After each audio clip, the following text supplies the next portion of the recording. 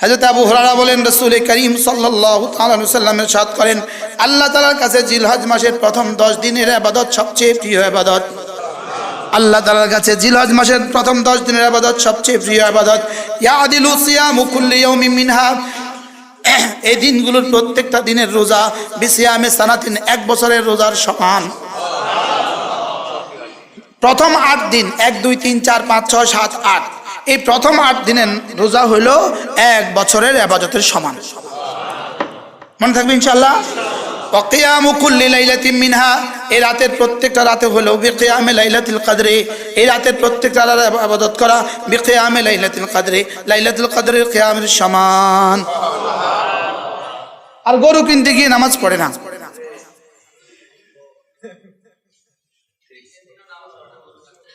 ও গরু কাটতে গিয়েও নামাজ পড়ে না। হ্যাঁ বলেন, গরু রানতে গিয়েও নামাজ পড়ে না, এবার গরু মেহমানদারি করতে গিয়েও নামাজ পড়ে না।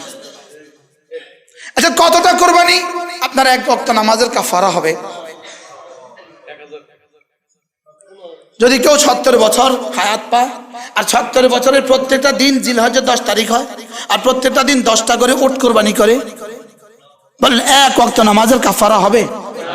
এবার বলেন, এবার কোরবানি ঈদের গরু কিনতে গিয়া, বেচতে গিয়া, খাইতে গিয়া, কুটতে গিয়া নামাজ ছাড়বো না।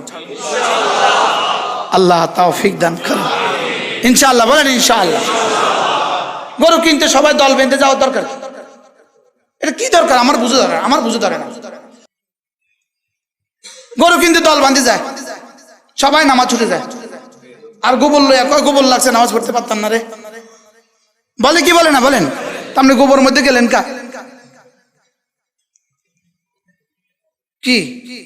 আল্লাহ আমাদেরকে হেফাজত করেন। তাহলে ইনশাআল্লাহ যদি সুযোগ থাকে, যদি কোনো অসুস্থতা না থাকে, বয়োবৃদ্ধ না হন, সবল থাকেন, সুস্থ থাকেন, ইনশাআল্লাহ এই 9টা দিন রোজা রাখবো।